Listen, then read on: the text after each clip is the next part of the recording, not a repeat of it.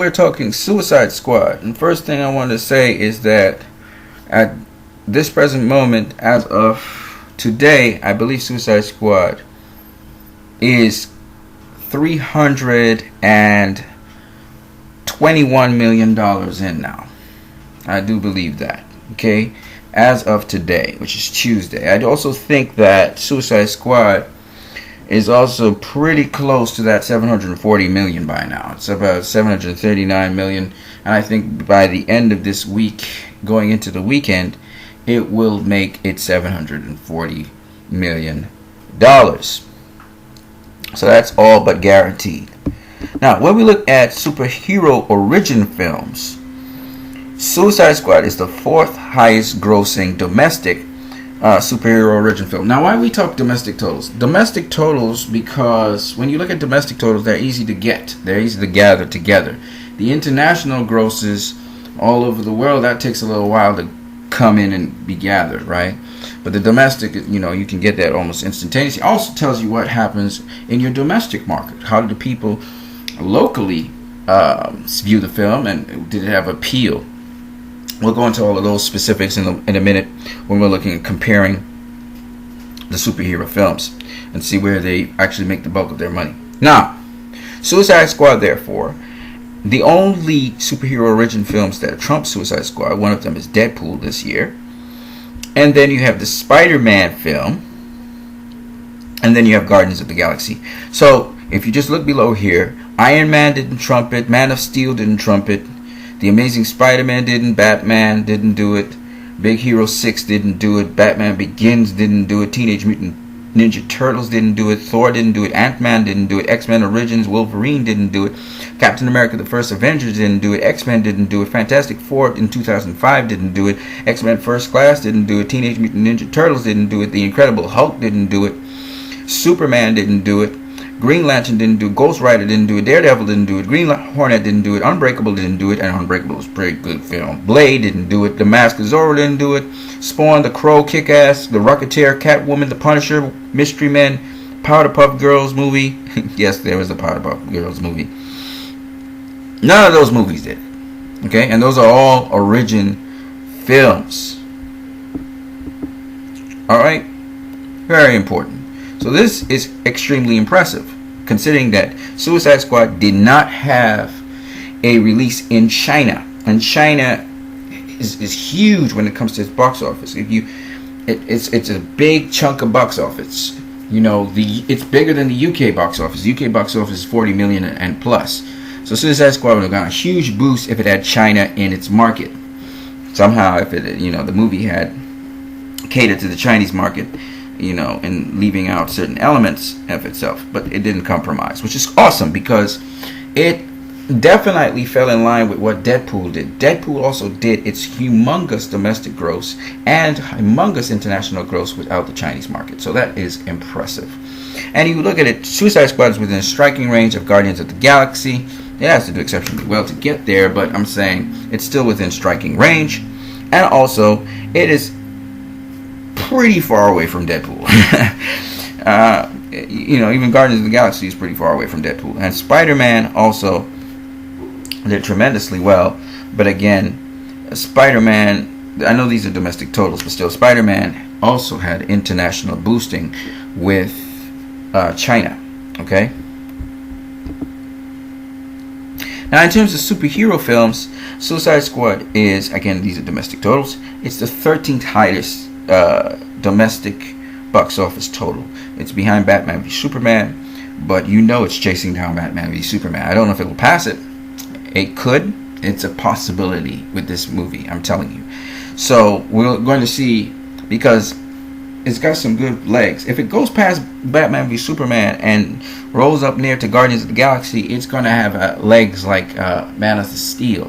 And remember, Man of Steel had a smaller opening weekend. Guardians of the Galaxy 2 had a small opening weekend, actually. But it's just worth mentioning. And out of these 12 films that are better than Suicide Squad, 3 of them are DC films. You have 2 of the Dark Knight saga, 2 of the Dark Knight sequels. Then you have Batman v Superman. And then you have, I think it is 5 or 4 Let me see here. We have here Captain America Civil War. We have Avengers Age of Ultron, Iron Man 3, and we have Marvel The Avengers. We only have 4 MCU films that did better than Suicide Squad. Oh, I'm sorry, 5. Guardians of the Galaxy. I forgot that one. 5 MCU films. You have 3 Sony films, Spider-Man, Spider-Man 2, and Spider-Man 3, that did better than Suicide Squad. All of the Amazing Spider-Man films did not do better than it. So that's really impressive. When we look at it in terms of comic book adaptations, basically the same trend follows. Okay, if it gets past Batman v Superman, it will be in the 12th position. If it can somehow niggle past Guardians of the Galaxy, it will be in the 11th position. I don't think it gets any further than that, but we'll see. In terms of the DC Extended Universe, Suicide Squad is the 2nd highest grossing film so far. Now, it's challenging Batman v Superman, so we'll see if it can get past Batman v Superman. Even if you adjust it for inflation, it's still the same thing. And worldwide, it is also in 2nd position. When we look at all of the DC comics, there's only 3 films that are better than Suicide Squad in terms of domestic gross, and that is the 2 Dark Knight trilogy films and Batman v Superman. So far, in terms of DC comics, the 2 Dark Knight films are the highest grossing DC comic films. Batman v Superman, which was a debutante origin film and a sequel to Man of Steel, comes in 3rd, and then Suicide Squad comes in 4th. But then you have all of these other films here, 27 of them, which are below them. So that's pretty impressive. When we look at the superhero showdown, and this is where I want to show you some stuff, you see that in terms of their overall grosses, remember Suicide Squad's grosses, domestic grosses, is still changing as we speak. But when we look at the grosses, we see that Suicide Squad is right now the 2nd to last one. There are 5 of them. Suicide Squad's ranked at number 4.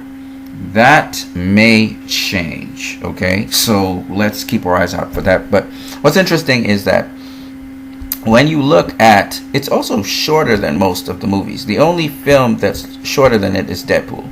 Again, that makes sense. You know, it and Deadpool seem to have been performing more or less the same. Look at this. When we look at the percentage of the opening weekend that Suicide Squad made, it's only 2nd to Deadpool in terms of its low percentage. Its opening weekend was 41.7%, close to 42% of its current gross, and that's likely to change and get smaller. Deadpool was 36.5%, which is really horrendously small, and that's great. And then next in the lineup was X-Men Apocalypse, and then Captain America Civil War, and last Batman v Superman. And this is basically the inverse of saying what is its multiplier. So when you look at legs, you can see Deadpool is the most leggy, Suicide Squad's next, then X-Men Apocalypse, then Captain America Civil War, and then Batman v Superman. Now, in terms of its foreign gross, I thought this is very, very, very interesting. Captain America Civil War depended on its foreign gross to get it to its $1.1 billion. In fact, its foreign gross was a hefty 64.6% of its total. Okay?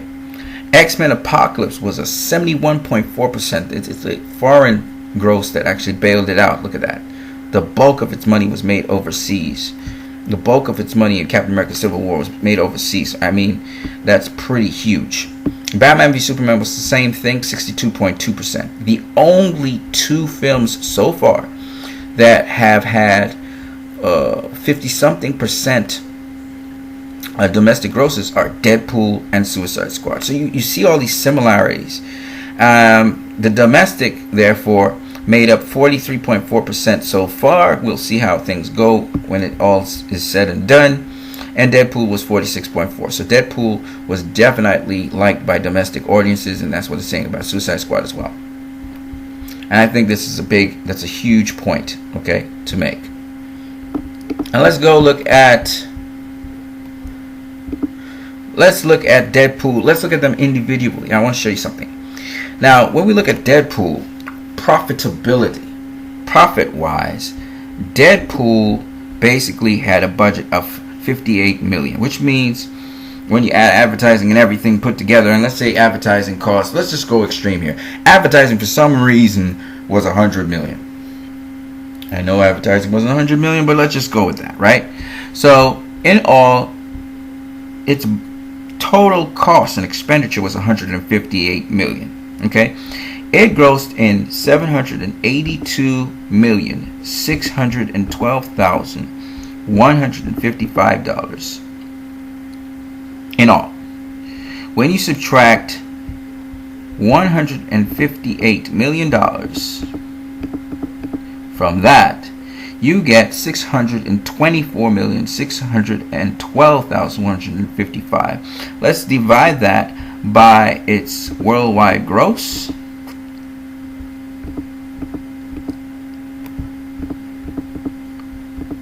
And let's multiply that by 100.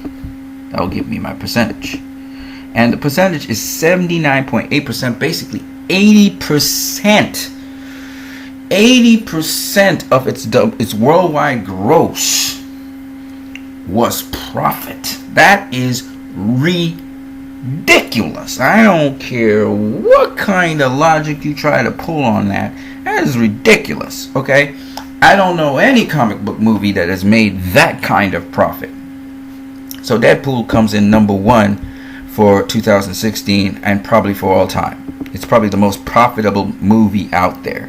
Let's look at Captain America Civil War. Captain America Civil War, its production budget was $250 million. At most, its marketing is going to be $250 million. It's going to match its production budget. I doubt it, but let's just say it did that, right? So $500 million. It pulled in $1.153239594 billion, right? When we subtract that from $500 million, we get, something's wrong with that, so let me try again. I probably did something wrong somewhere. Let's see. 1,153,239,594. Okay. Subtract 500. 2, 3, 1, 2, 3. There you go. 500 million. Now you divide that by the same number, 1,153,239,594, and you multiply that by 100. So this is not bad. This is pretty good actually. It made 57% of its worldwide gross was profit. 57%. That's very good. That's very, very, very good, especially for a big budget film like that. 57%. That's awesome. Okay, so that's how much profit it made, and that probably puts it in the second position. Let's look at Suicide Squad. Suicide Squad had a budget of $175 million at tops. It had, with all costs and marketing and everything, $350 million. Okay, and it made 700 so far, and 738,857,912. We'll just go with that. Of course, it hasn't ended up yet, so when we get the end up figure, then we'll really know. But that's what it is, and then you take away 350 million. You get $388,857,912. Just close to $400 million, right? And when you divide that by its worldwide gross, which is 738,857,912, and you multiply by 100, you get, it made basically 53% of that gross is profit. 53%. That's, again, very, very, very good. 53%. Are you kidding me? So, we had Civil War with 57%. We had Suicide Squad with 53%. And we have Deadpool with 80% of its gross being profit. That is ridiculous, okay? Let's look at Batman v Superman. So Suicide Squad somewhere at number 3 position. Batman v Superman. Now, of course, there's a couple things I'm not saying. In terms of the actual money that the studios get back is a totally different story. But I'm just talking about how profitable the films were, okay? Now, when we look at, say, Batman v Superman. Batman v Superman, again, just like Civil War, it cost $500 million to make. So we're looking at $873,260,194. Take away $500 million.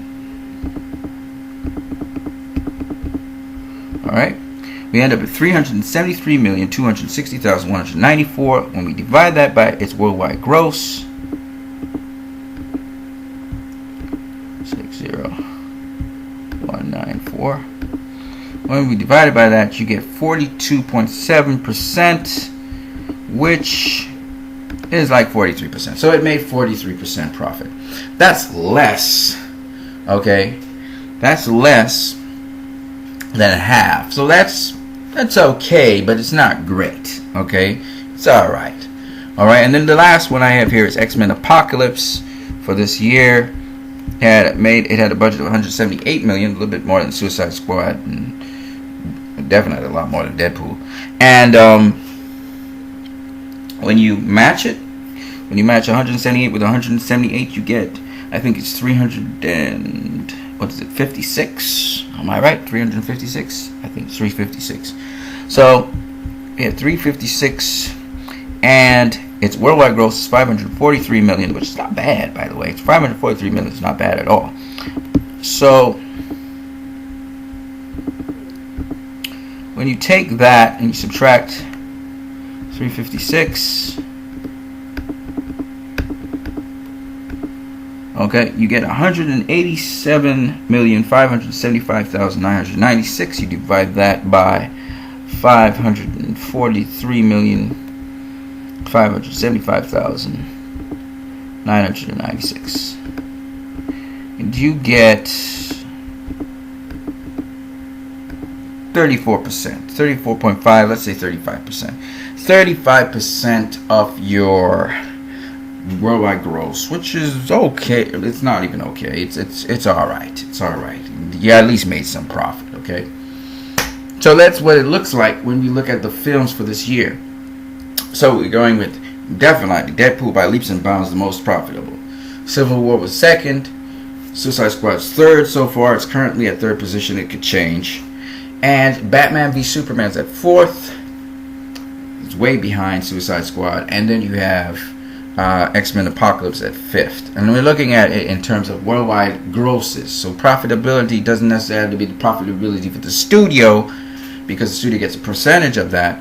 I'm talking about profitability in terms of worldwide grosses, period. If we really start to break down the numbers, when these guys get sponsored, most of this budget here is eaten up in sponsorship. So the sponsorship already deals with that. So most of the time when we talk about budget, the budget it's literally that, but it really, the studios and the people who put out the money, they don't come out of pocket. It mostly comes from sponsors. I know that for Batman v Superman. We know Batman v Superman made tons of money because there were sponsors there and all of that stuff. But what I'm saying is that, you know, they make more than what we are saying here, even though they get a percentage from the theaters of the monies. But remember, because it's a long story, but the studios basically, in distributing, they work out a deal with the theaters for a certain length of time, and they get a certain percentage of that. And that's what you have to calculate as well to really know what the studios actually make. And generally speaking, studios make a good amount of money. They wouldn't, if they didn't make money, these studios couldn't go ahead and produce more movies. So yes, all studios, generally speaking, unless the movie's a bust, like it's a flop, they don't make much money. But if it's not a flop and people keep on going to see the thing in the studio, in the movie, and you see worldwide grosses that you see, like Batman v Superman is not a flop. Okay, they made their money. They more than made their money because of the sponsors who sponsored certain things. It cost them very little to make the movie after you put sponsorship in there, and the sponsorship, Doritos and IHOP and Pizza Hut, and there's all the Turkish Airlines, just so many different companies were sponsored in that, Jeep and so on. Because of all of that sponsorship and product placement inside of those movies, the only question is, do the sponsors of the product placement, did they benefit from putting their stuff into the movies? Did people actually go and buy the products? Some will hit, some will miss. We know that, but that's the whole question. So, and that would determine if they have a long-term relationship. And I do believe with certain sponsors, Zack Snyder brought in his own sponsors. WB has their own sponsors. You understand what I'm saying? David Ayer, he would have certain sponsors that actually have he has a relationship with them, so that when he wants to make certain films, he has these sponsors to sponsor him. That's how it works. So at the end of the day, this cost, usually the production budget cost, is nowhere near that. It's actually cost less. And when you see reshoots, and WB gave more money for reshoots and stuff, that's typical of all movies. Civil War had reshoots, and we heard about that, didn't we? After Batman v Superman, they had more reshoots. That doesn't mean anything. Just when you're a director, you always want reshoots because you want to be able to do as much variation as possible and pick the best out of the variation. That's all it is. So in the industry, there's a lot of things to know about that, but I just wanted to show you guys that, to show you the rankings. Now, what's interesting, I'm going to pop in Guardians of the Galaxy in there to show its profitability. Guardians of the Galaxy had a budget of $170 million. Okay, so tops, it's going to spend $340 million. So $773 million, 312,399 were grossed in from this movie, but it cost $340 million to make. So overall, it made a profit of about $433,312,339, and that is what percentage of $773,312,399?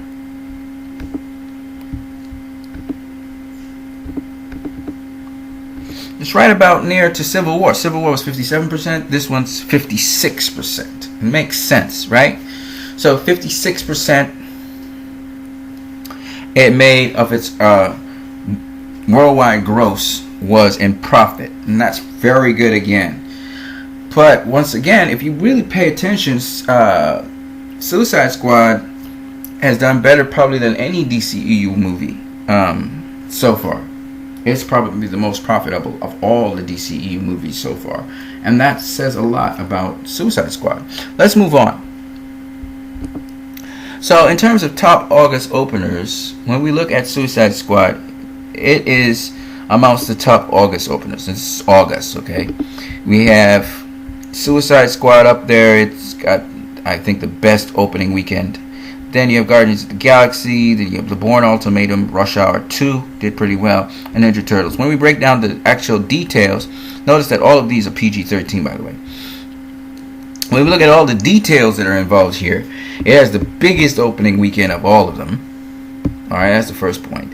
The second thing is it had the biggest drop-off of all of them, second weekend drop-off. And that's because in all of these films, Rush Hour 2, Ninja Turtles, and so on, it has been critically panned. This is the thing that makes Suicide Squad so different. It's the only movie in all of those movies that's been critically panned that the audience actually dug and they really enjoyed and they thought it was a good film. The critics were absolutely off base with this film. Now, in terms of the percentage of the total domestic gross that Suicide Squad made, it is the only one that is more top heavy than all the others. Ninja Turtles got pretty good opening. Its opening weekend compared to its total gross is very good. Now, the only thing about this is that most of them opened at around 60 to 65 million, right? 65, sorry, to 70 million. So the only difference here is that Suicide Squad opened huge, more than any one of them.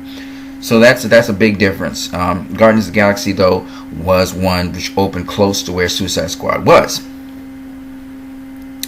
It also opened in much more theaters, so that probably explains why it grossed so much more. The other thing I wanted to talk about was how much the other films depended on a foreign gross. Ninja Turtles depended on a foreign gross a lot.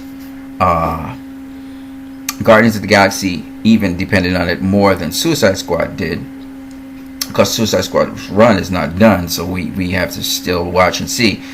But what's very interesting to me is that the domestic grosses, the only film that actually earned more, there are two films that earned more domestically than Suicide Squad, were The Bourne Ultimatum and Rush Hour 2.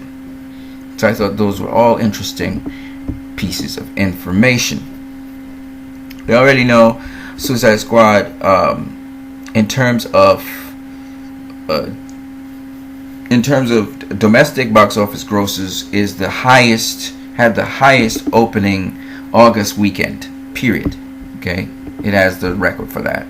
And even when you adjust it for inflation, it still holds that title, period. Okay, so I just wanted to show all of these things. I want you to see how profitable this movie actually was.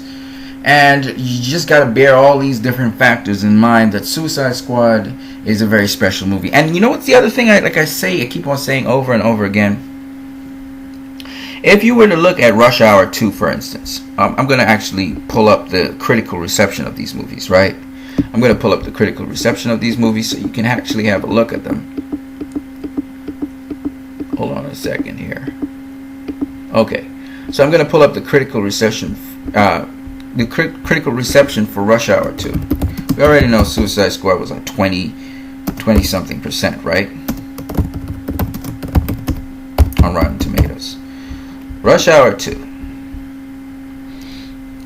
I know I enjoyed Rush Hour 2. It was a hell of a ride. Rush Hour 2 got 52% on Rotten Tomatoes. There it is. Rush Hour 2. Okay? 52%, 74% of people liked it. My point anyway is that was a hoot of a film. I really enjoyed it. And that's what it got. Suicide Squad got half of that. Guardians of the Galaxy, we don't even need to put that. We know it was critically received with ravings and all of that, even though it's not much of a story. I think Suicide Squad's story is actually better than that. But anyway, Guardians of the Galaxy. That was in 2014. And I don't know what is wrong with the critics, but they just totally gulped up that film. But when it comes to Suicide Squad, they just started to pan it. This is the other extreme. So this has made 91%, 92% of it liked it. So it was a well received film on Rotten Tomatoes at least. But yet Suicide Squad is basically hanging with that film. And it's got, I mean, you can't get more atrocious critical reception than Suicide Squad got. I mean, the critics just simply pummeled that movie. Then we got Signs. Okay? And that is, which one is that? Signs is, which Signs is that? Did they say? 2002. Okay? And that also was critically received well. And it has basically the audience received it similarly to what Suicide Squad has received so far at the on Rotten Tomatoes. Isn't that weird? Signs. Let's keep it going. I want to show you guys something because this is very rare. The Bourne Ultimatum. I enjoyed the Bourne Ultimatum. I enjoyed a lot of Bourne movies actually. Jason Bourne, really carried me on a nice journey there. The Bourne Ultimatum was in 2007. Very interesting movie. Really enjoyed it. Critics really love that movie. Look at it. 53%, 91% by people. I'm showing you stuff. Now, these are only opening weekends, of course. Teenage Mutant Ninja Turtles. This was 2014. I think that was critically panned.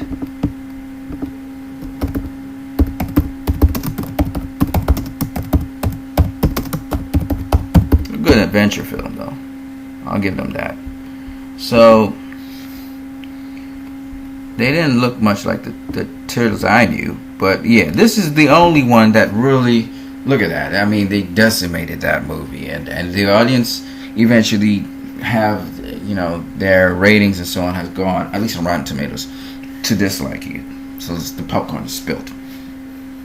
I don't know why, because it wasn't that bad. To me, it was bad, but it wasn't that bad, okay? Then you have America Pie 2 and so on. Anyway, these are the opening weekends, okay? These are the opening weekends.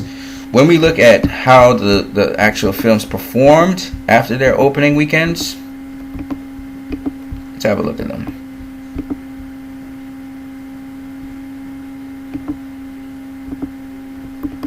So I'll just stop right there. Okay.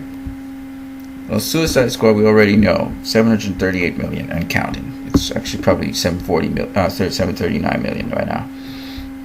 Rush Hour started off with 90 million. Made 347 million. Okay. Guardians of the Galaxy started off with... It started with 67 million, made 347 worldwide. It started off at 94 million, made 773 worldwide, which is very good. 60 million, 408 million worldwide. That's very good as well. Born Identity, 69 million, 442 million worldwide. That's also good. And Teenage Mutant Ninja Turtles, 65 million, 493 million worldwide, which also is very good, okay? Now, my point anyway is this. That when you make a movie and it does well, I mean, there is like a rabid fan base for Suicide Squad. I hear people talking lies and saying, oh, Suicide Squad has a fan base. They had a DC fan base for Suicide Squad long before. I don't know why people use spin. Suicide Squad had no fan base. No fan base. The difference between Deadpool and Suicide Squad is Deadpool, the fans wanted Deadpool. Deadpool was turned down by Fox a number of times. It was the fans that drove Deadpool, okay?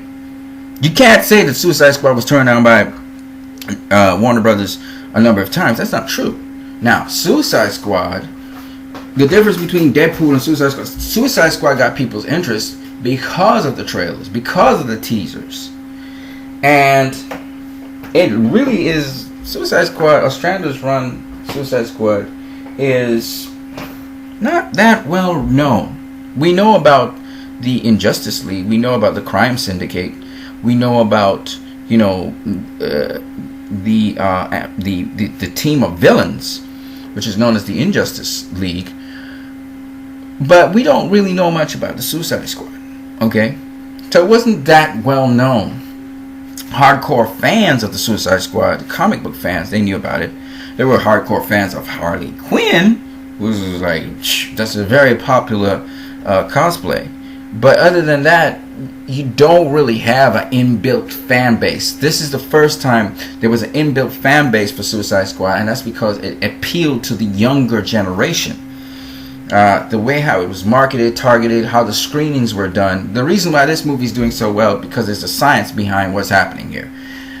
This movie's targeted the younger people, your teenagers, your early teenagers, all the way up through high school, all the way up through college, all the way up to university. Those people who haven't gone into the world of work yet. And some of the early people who are now working have maybe young families. They have one child or something like that. These are the people who are really interested in Suicide Squad. I know, because I did my own little survey. Middle-aged people, they don't care about Suicide Squad. People 35 years and up, they don't care about Suicide Squad. They'll try and rationalize it. They prefer to go see Jason Bourne than go see Suicide Squad, because they're more into reality, because the work and all of these other things. Suicide Squad's kind of daring, rebellious, and edgy, and funny at the same time. and it's creepy at the same time. So that's the kind of combo that David Ayer put together in the Suicide Squad. They didn't try to push the anvil too much with this movie, even though I pretty much feel it in the characters. They feel like they went through a lot, because I'm pretty sure David Ayer, painted some atrocious pictures to them, and probably there's a lot of cut out footage of atrocious things that happened in that movie, and that's just to give the feel, the background, the solidity of the characters. So even when you see them appear on screen, they've gone through a lot of stuff. You're not aware of what the stuff are, but they went through a lot of stuff. When you see Joker, he freaks you out, he creeps you out. If he feels creepy, it's because he's done creepy things. Like this, the actor has done creepy things, so it feels real, it feels authenticated. I think that's where David Ayer was able to bring that appeal with the Suicide Squad. So for those people who were saying that this thing had a built-in fan base, that's not true at all. What happened is they were able to target the right groups of people, unlike Deadpool, which had an inbuilt base. And Deadpool, they were able to market Deadpool basically on the internet. That's all they were doing, internet marketing. And people were so crazy to see Deadpool, it didn't really matter. These people were going to go see it anyway. And they went and saw Deadpool. People really wanted to see the Merc with the Mouth done correctly, and it was done correctly, and so people were satisfied with that. It had no depth to Deadpool. Deadpool had no depth whatsoever. It's a spoof. People were just dying to see the Merc with the Mouth, and a guy created like that. It was basically fan service all the way through, okay? With Suicide Squad, it had depth to it, okay? You could feel that the characters had depth and weight to them. And Suicide Squad made a very deep statement. It helped us to understand the psyche of a villain. This is not an anti-hero movie. I keep on telling people this over and over again. This is not Deadpool. Deadpool is an anti-hero in his movie. He's going to rescue his girlfriend. He's going to do something good. His interest is in saving her life. These are villains in this movie. Harley Quinn, her interest throughout the movie was to be with Joker and to get away from the squad, okay? When that didn't work out, she stuck with the squad, okay? Diablo didn't want to use his powers. He's probably the only anti-hero in the whole thing. He didn't want to use his powers because he had killed people, okay? He'd killed people near and dear to him, his own family. He killed his wife and his children. So in his way of redemption, however, the squad got him to go use his powers that was killing people to kill people, because if they killed people, then hopefully, they could win or eliminate the enemy. So they were encouraging him to do the very thing that he did not want to do. And you got to understand, that's very novel in the sense that this is not somebody who's a good person. Like Diablo's not a good person. But because he hurt people that were close to him, he didn't know he didn't know the extent of his power. He didn't know if he lost it, if he would just blow up everybody. You know what I mean? He'd just smoke everybody. And he really didn't want to do that. He wanted to have some level of control over himself. And the squad was encouraging him to lose control of himself. That's what they were basically encouraging him to do. And remember, Diablo is basically a demon-possessed guy who's got the power of fire. That's basically what Diablo is. And you see him appear as the Aztec god, and he says, "Come on, bitch, bring it," to Incubus, or the Incubus. I don't know what Incubus's real name is. And Incubus's thing, if you look at his powers, he's got a sort of flame power as well, but it consumes. He can shoot out these long sort of, I don't know what they are, and they kind of suck in energy from other things and just kill everything. So when Diablo was basically burning out Incubus's heart to try and get to his heart, Incubus started sucking out his power. He took Diablo's power from him. That's what basically happened in that fight.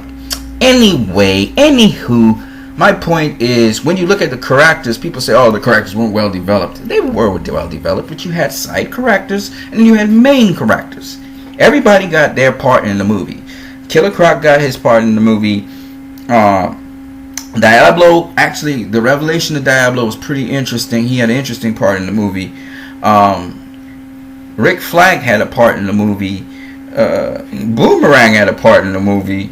Katana had a part in the movie. And we got little pieces of them, but then we had Major League Harley Quinn, a lot on Harley Quinn, a lot on Deadshot. Okay, those were the main two that kind of carried the story. In fact, Deadshot was the core of the story, and that's typical of Suicide Squad. Deadshot is the core of the Suicide Squad. It's either him, or it's Bronze Tiger, or it's Rick Flag. They're the core of the Suicide Squad. And you can see Rick Flag got his time as well. Then you had Amanda Waller. She was also a main protagonist of the movie. She was one of the protagonists, and she's evil, man. She's... oh my gosh. And the interesting thing about her, she's kind of like Lex Luthor. She always thinks she's doing it for the benefit of her country. And she doesn't have a problem killing any member of the squad. And you remember, we're seeing Amanda Waller from the squad's perspective, so bear that in mind. Just like we're seeing Batman from the squad's perspective.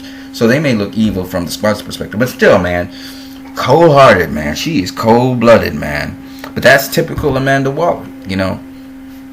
And that's what I like about the Suicide Squad. But anyway, my point is, they were saying that the Suicide Squad had a fan base. No, it didn't have a fan base. That's wrong.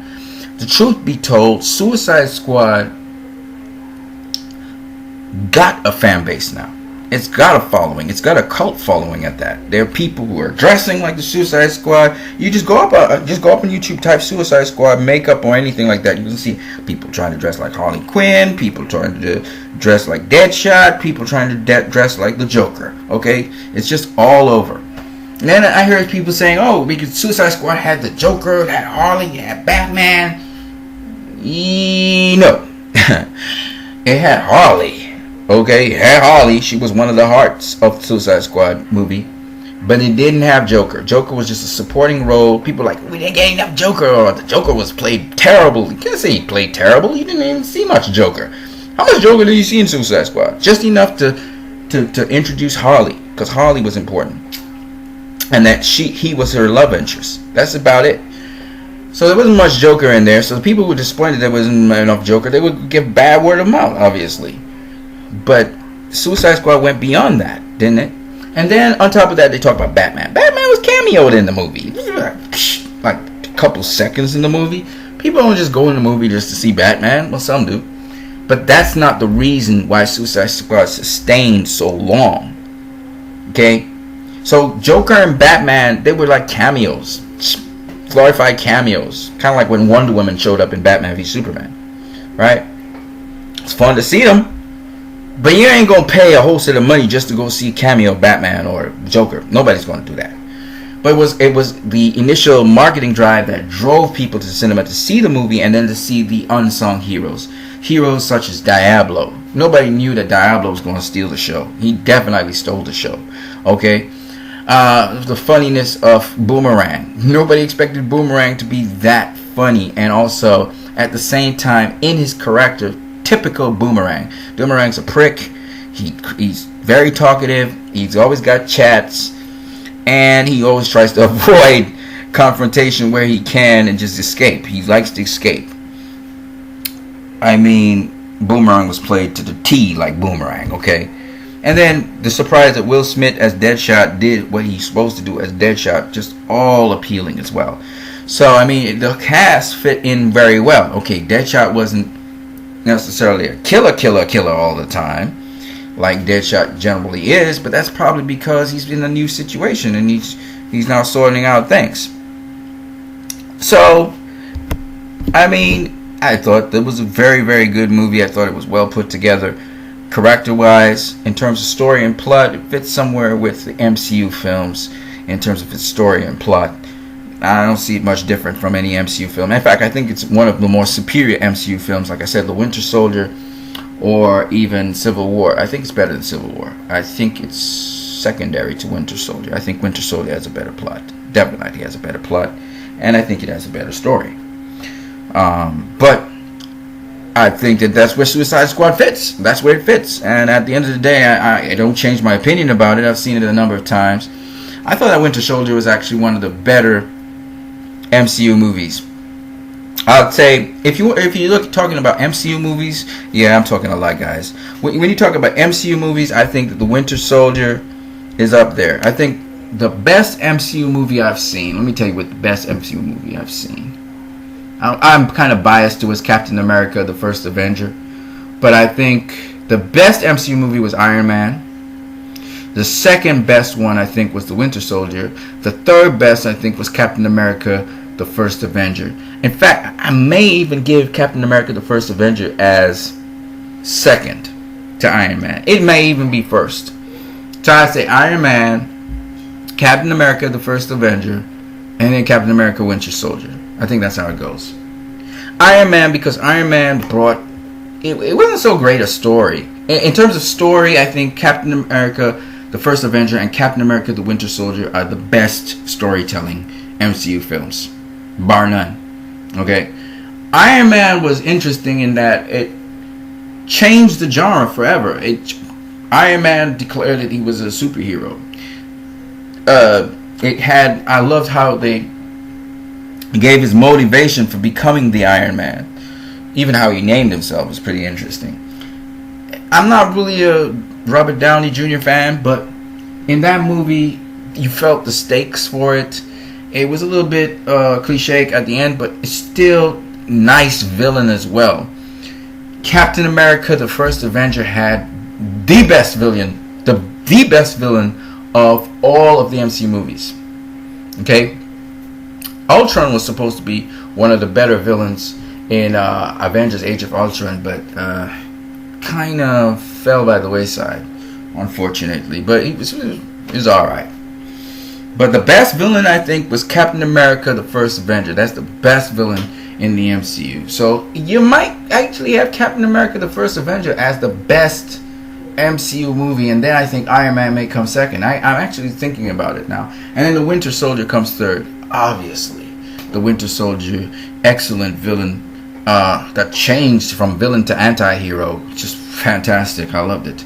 So, and the plot twist and everything, I thought that the fight scenes weren't epic. It wasn't epic, but you gotta love the opening scene when Captain America was just taking down those guys in the ship, man. It was just sick.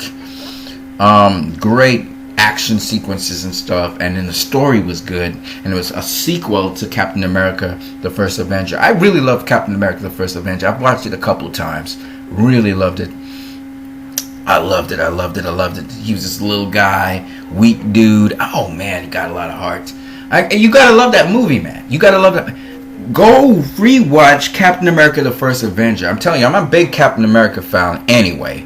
But Captain America, the First, I don't care what people say he was wearing a weird leotard and stuff. I don't care. The story was great. I think it's the best Captain America story, story-wise. And then comes the Winter Soldier. Right? So what is the third best Captain America, what's the third best MCU film? Winter Soldier. I think Captain America, the First Avenger, then Iron Man, then Winter Soldier. Actually, Winter Soldier is better than Iron Man. Winter Soldier is better. So Captain America, actually the best MCU films are Captain America films. Okay? Captain America, the First Avenger, then Captain America. I know you guys must be like, well, what is wrong with this dude? Captain America, the First Avenger, then Captain America, the Winter Soldier, then comes Iron Man. That's how it goes. I'm probably biased, but I'm just thinking about the films. I'm just thinking about their plot and their story, and I'm seeing so much merit behind Captain America, the First Avenger. I'm telling you, man, Captain America, the First Avenger was awesome. You guys need to go watch that film a couple of times. And even the special effects was awesome. I mean, I love the film. And then you got Captain America, the First Avenger. Then you got Captain America. You remember they did the special effects where he was this little weak guy. I mean, come on, man. Captain America, the First Avenger is the best MCU film. And then comes Captain America, Winter Soldier. It picks up from Captain America, the First Avenger. I just love it. Okay? I love it. And then Iron Man. Iron Man comes third. Because the story of Iron Man is not that great. It's just mostly about his suit. And him making the suit and his motivation for doing what he's doing and keeping on the raps. It's not as good as Captain America, the First Avenger. I'm sorry, guys. I loved Captain America, the First Avenger. By now, you guys should know that. I thought it was a classic. Okay? A classic. Okay? And then you have Captain America, the Winter Soldier. That comes second. And then you have Iron Man. And why Captain America the first the Winter Soldier comes second? Obviously because of the plot twists. They're just wonderful. Come on, man. You gotta come on. He's introduced to Shield and all of this. Come on, man. You gotta come on. So yeah, that's how I see it. So it's Captain America the First Avenger, then it's Captain America the Winter Soldier, and then comes Iron Man. Those are the three best MCU films. Okay? In terms of the DCEU, their best films, Batman v Superman the Ultimate Cut. Then comes Man of Steel, then comes Suicide Squad. That's how it goes. Okay? Clearly, Batman v Superman has the best plot, best story in all of them. And then comes Man of Steel, which had an awesome story, great origin story.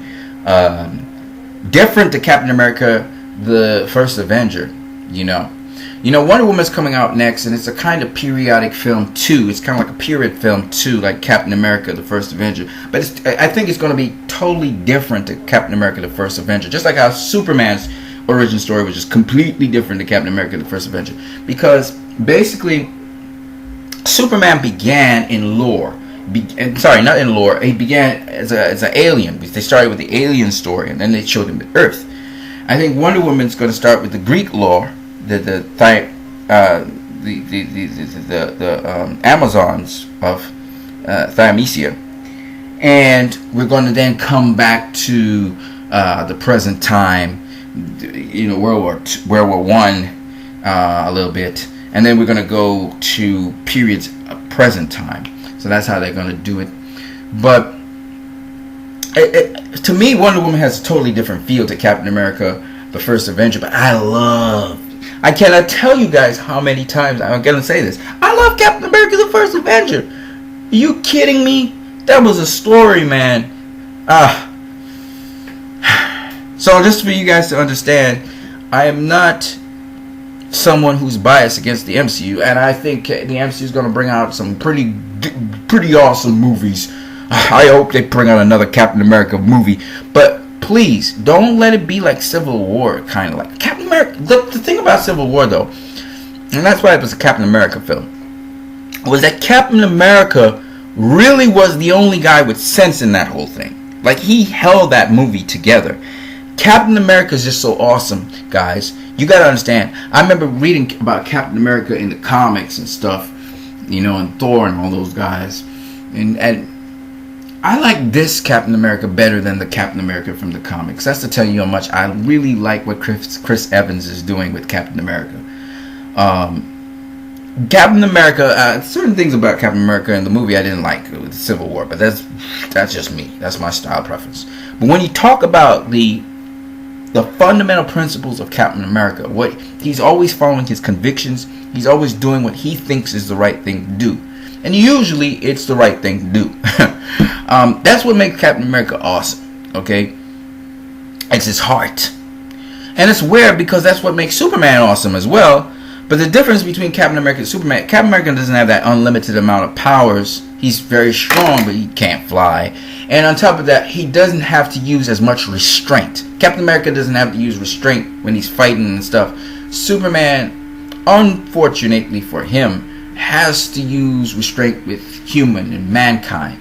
He has to learn to be the symbol of hope for mankind, which makes Superman that much more interesting in terms of personality and depth he has to go to, and restraint, and so many other things about Superman that are just awesome because he's an alien. He's not one of people. Captain America is a human being, and he was like an underdog.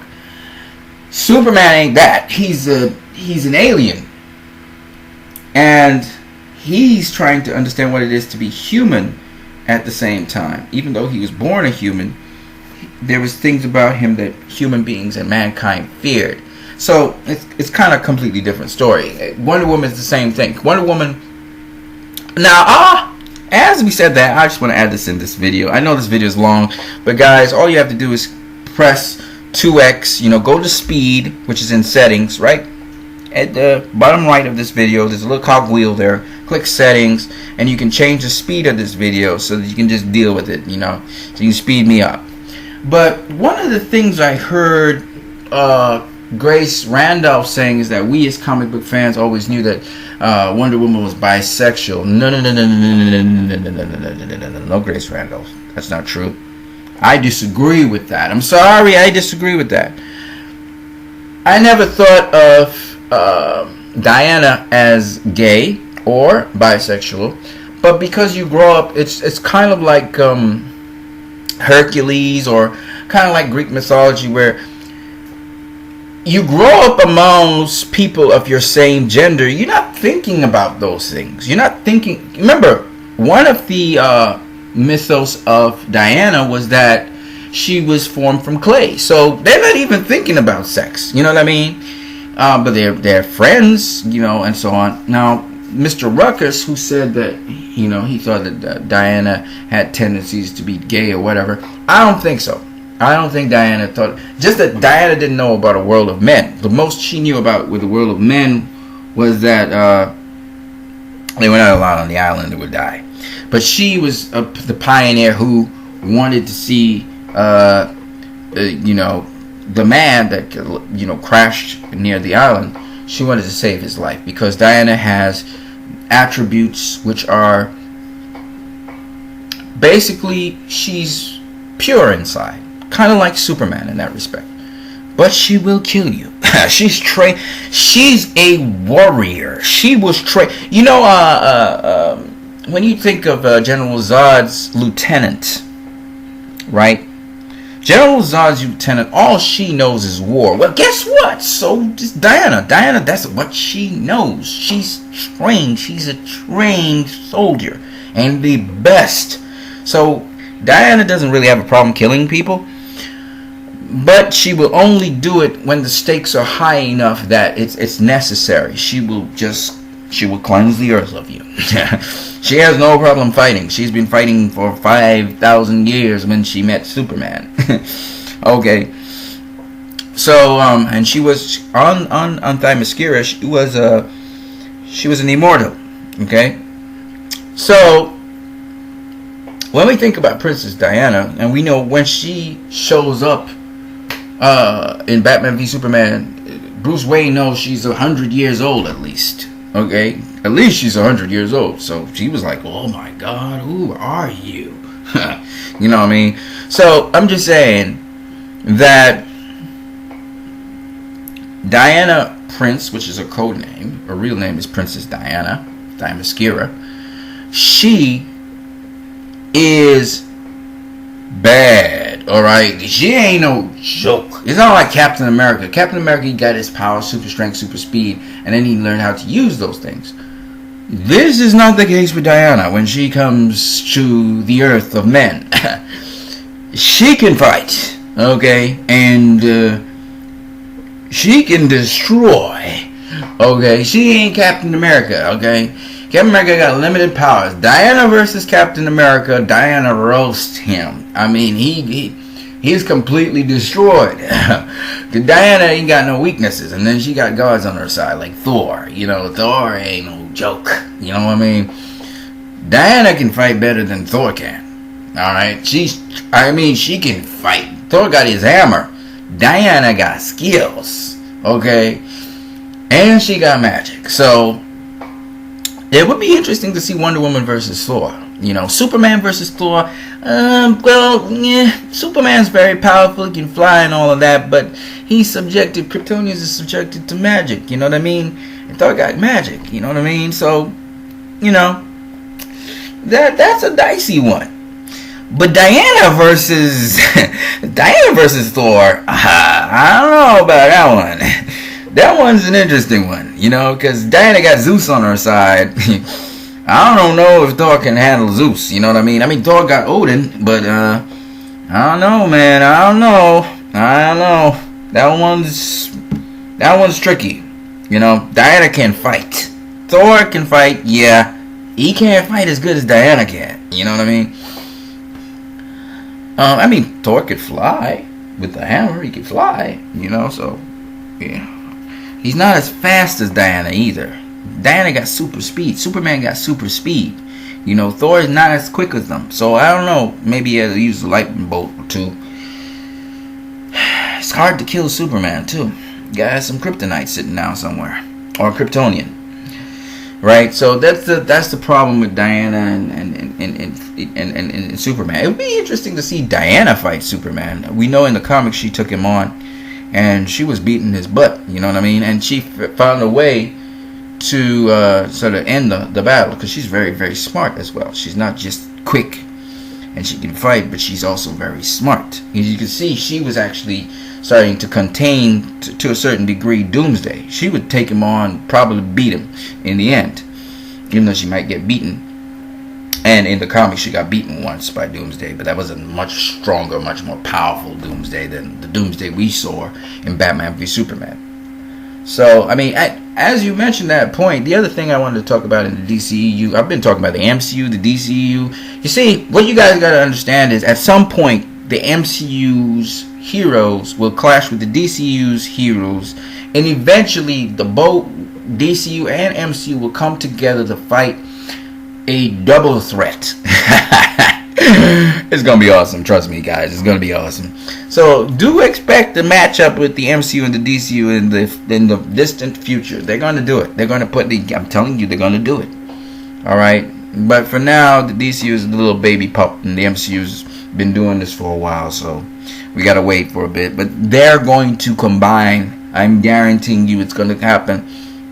And by then, all the comic book fans are going to be in tears. They're going to be crying tears of joy. Oh, I can't believe this is happening. They're going to be crying tears of joy. Yeah, folks, that's going to actually happen down the road, the way how things are going.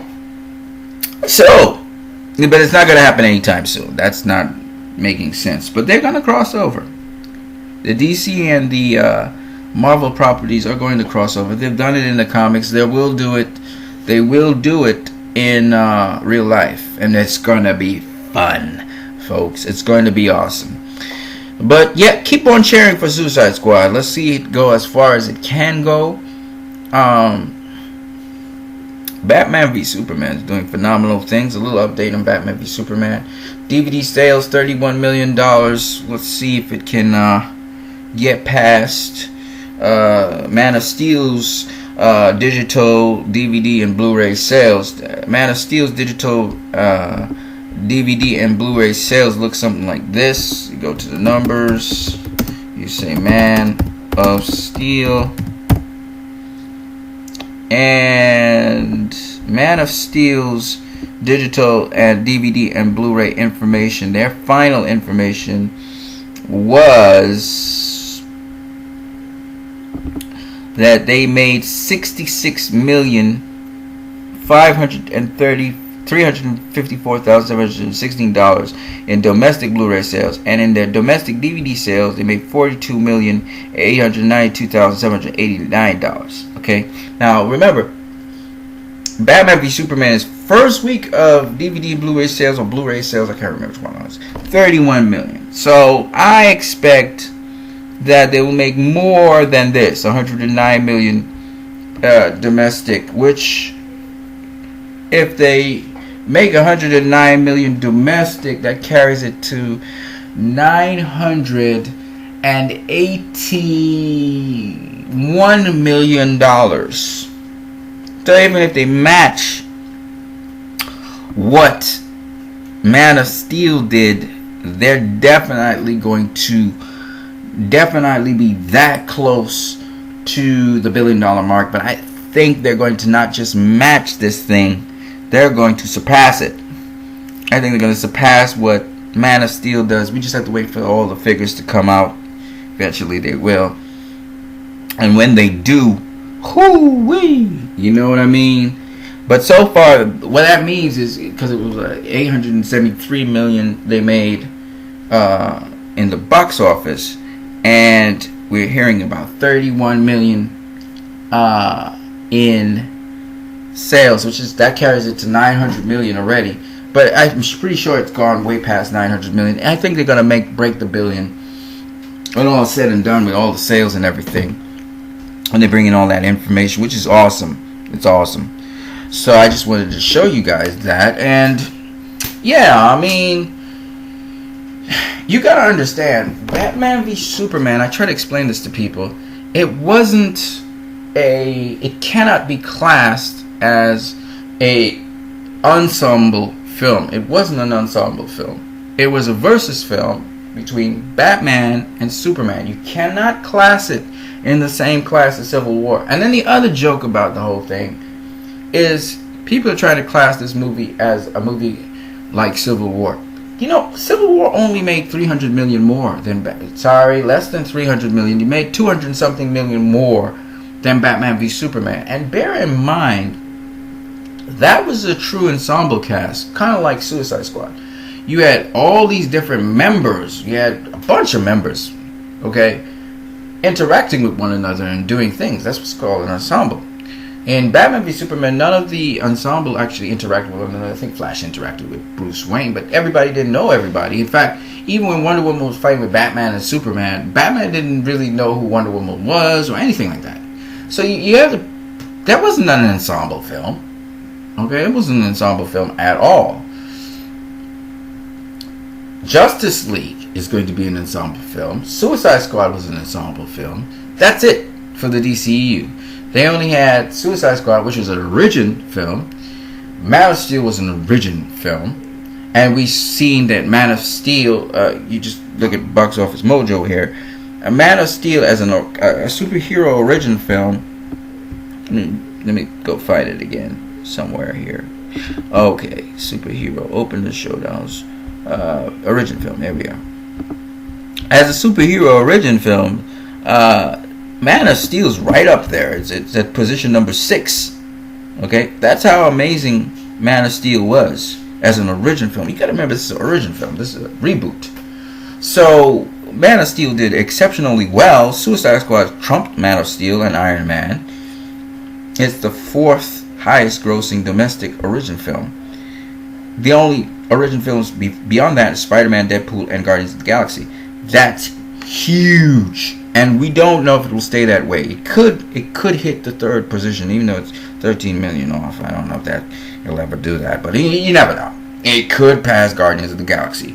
It could pass Batman v Superman. I'm stretching it, but I'm saying you never know. Don't count this movie out, okay? So I just wanted to say all of that.